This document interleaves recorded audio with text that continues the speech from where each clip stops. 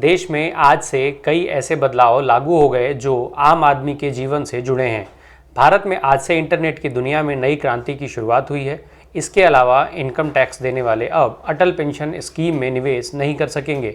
साथ ही card payment के लिए टोकनाइजेशन सिस्टम लागू होने और कॉमर्शियल गैस सिलेंडर के सस्ता होने जैसे बदलाव हुए हैं।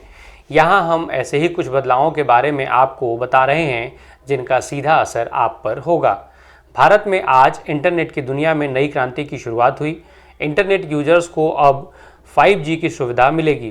प्रधानमंत्री नरेंद्र मोदी ने नई दिल्ली के प्रगति मैदान में 5G सेवाओं की लॉन्चिंग की। भारत के लिए यह खास पल रहा जब देश ने टेक्नोलॉजी के नए युग में प्रवेश कर लिया। 5G की सुविधा शुरुआत होने के बाद इंटरनेट की स्पीड में क्रांतिकारी बढ़ोतरी होगी। 4G की अपेक्षा इसकी स्पीड 100 गुना तेज बताई जा रही है। बता दें कि आज से इंडियन मोबाइल कांग्रेस की भी शुरुआत हुई, जो कि 4 दिन तक चलेगा। इसी कार्यक्रम में पीएम मोदी ने 5G सर्विस की शुरुआत की। इस दौरान उन्होंने टेलीकॉम ऑपरेटर से बातचीत भी की। अब 4G से अपग्रेड होकर हम 5G सर्विस तक पहुंच गए हैं। इंडियन मोबाइल कांग्रेस में जाने से पहले प्रधानमंत्री ने ट्वीट किया, देश में 5G क्रांति की शुरुआत होने जा रही है। मैं खास तौर पर टेक वर्ल्ड, स्टार्टअप जगत और मेरे युवा दोस्तों से अपील करता हूं कि वे इस कार्यक्रम से जुड़ें। कार्यक्रम में प्रधानमंत्री नरेंद्र मोदी ने IMC 2022 प्रदर्शनी का उद्घाटन किया। उन्होंने जियो पवेलियन में प्रदर्शित 5G उपकरणों को देखा और जियो ग्लास को खुद पहनकर उसका अनुभव किया।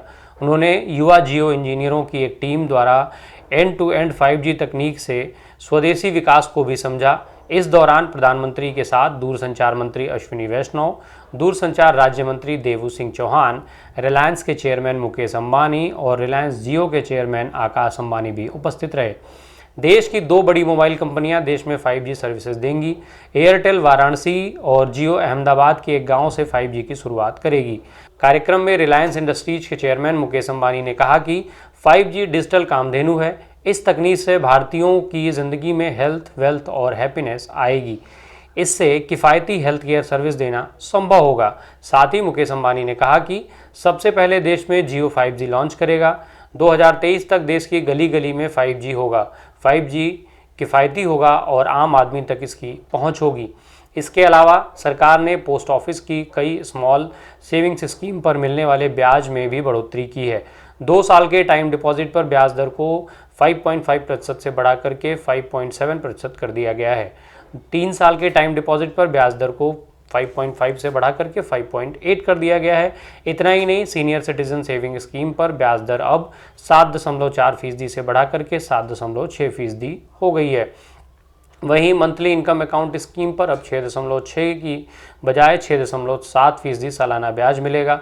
इसके अलावा किसान विकास पत्र पर ब्याज दर 6.9% से बढ़कर 7.0% हो गई है। नए बदलाव के तहत इनकम टैक्स का भुगतान करने वाले अब अटल पेंशन योजना का लाभ नहीं ले सकेंगे। मौजूदा नियम के अनुसार 18 साल से 40 साल तक की उम्र का कोई भी भारतीय नागरिक सरकार की इस पेंशन योजना से जुड़ सकता है, भले ही वह इनकम टैक्स भरता हो या नहीं। अगर आप क्रेडिट कार्ड और डेबिट कार्ड से ज़्यादा पेमेंट करते हैं तो ये खबर आपके काम की हो सकती है। मर्चेंट वेबसाइट्स अब आपके कार्ड का नंबर, CVV या एक्सपायरी डेट ऑनलाइन ट्रांजैक्शन के लिए अपने सर्वर पर स्टोर नहीं कर पाएंगे।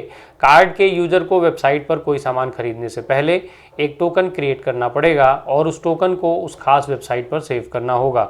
हालांकि टोकनाइजेशन प्रोसेस अनिवार्य नहीं है। कस्टमर के पास अपने कार्ड को मर्चेंट वेबसाइट पर टोकनाइजेशन नहीं करने का विकल्प भी मौजूद रहेगा। RBI के आंकड़ों के मुताबिक लगभग 35 करोड़ कार्ड को टोकन में बदला जा चुका है। सितंबर में कुल लेन देन का लगभग 40% टोकन के जरिए किया गया और इसके जरिए करीब 63 करोड़ रुपए के लेन देन किए गए। आधिकारिक आंकड़ों के अनुसार अगस्त के अंत तक प्रणाली में डेबिट और क्रेडिट कार्ड की कुल संख्या 101 करोड़ से अधिक है। टोकनीकरण का मुख्य उद्देश्य ग्राहकों की वित्तीय सुरक्षा को बढ़ाना है। अब से म्यूचुअल फंड में निवेश करने वाले लोगों के लिए नॉमिनेशन डिटेल देना भी ज़रूरी होगा। ऐसा नहीं करने वाले निवेशकों को एक डिक्लेरेशन भरना होगा। डिक्लेरेशन में नॉमिनेशन की सुविधा नहीं लेने की घोषणा करनी होगी।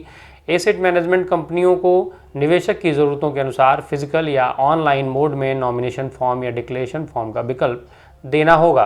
फिजिकल विकल्प के तहत फॉर्म में निवेश के सिग्नेचर होंगे, जबकि ऑनलाइन फॉर्म में निवेशक ई साइन फैसिलिटी का इस्तेमाल कर पाएंगे।